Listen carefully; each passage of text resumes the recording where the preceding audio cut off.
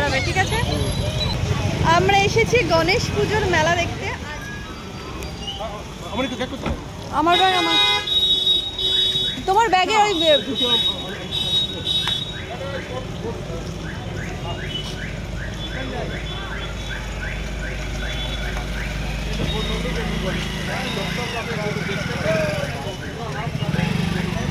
কি আছে? পার্স লাগবে আমার? হ্যাঁ লাগবে।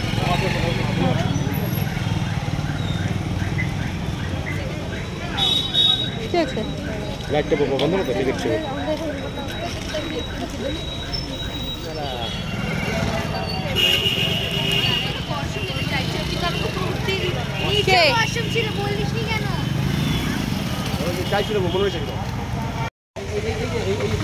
সেন্টার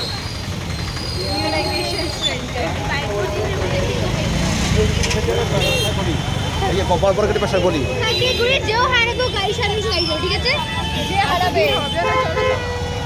যে হারিয়ে যাবে সে গাড়ির সামনে এসে দাঁড়াবে। ওটা ওখানে যে হারিয়ে যাবে সে এখানে এসে এখানে দাঁড়িয়ে যাবে, ঠিক আছে? এই যে এটা দেখতে পাচ্ছি, যে হারাবে সে এখানে এসে দাঁড়াবে, ঠিক আছে?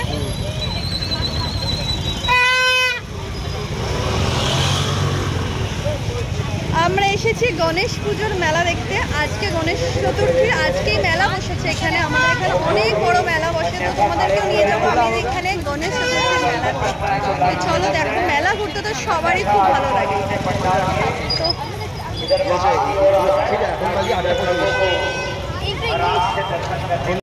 সেই দিনটা ছিল গণেশ চতুর্থীর দিন, আর গণেশ চতুর্থীর দিনই আমরা সেই দিনেই ফার্স্ট ডেতেই চলে এসেছিলাম গণেশ মেলা ঘুরতে। এখানে আমাদের এখানে আছে কদমাতে অনেক বড় গণেশ ময়দান রয়েছে, মানে ময়দান। তো সেই গণেশ ময়দানেই প্রতি বছর গণেশ পুজোর মেলা শুরু হয়, আর এই মেলাটা প্রায় একটা মাস ধরে চলে। মানে একটা মাস, পুরো মাস ধরে এই মেলাটা চলতে থাকে। এত বড় করে এই মেলা হয় যে, আর পুজোটা মানে ঠাকুরের যে প্যান্ডেলটা দেখো, দূর থেকে তোমাদেরকে দেখাচ্ছিলাম ঠাকুরের প্যান্ডেলটা, ওই দেখো দূর থেকে প্যান্ডেলটা দেখাচ্ছি, যে এত সুন্দর গণেশ পুজোর যে প্যান্ডেলটা হয় সেটাও যেমন সুন্দর হয়। তো চলো, প্রচণ্ড ভিড়, তার মধ্যে আমরা লাইন দিয়ে সবাই মিলে ঢুকছি গণেশ পুজোর দেখতে, মানে গণেশের প্যান্ডেল দেখতে। এই দেখো গণেশ প্যান্ডেলটা কি সুন্দর করেছে, মানে খুব সুন্দর করে গণেশ পুজোর এই প্যান্ডেলটা করে।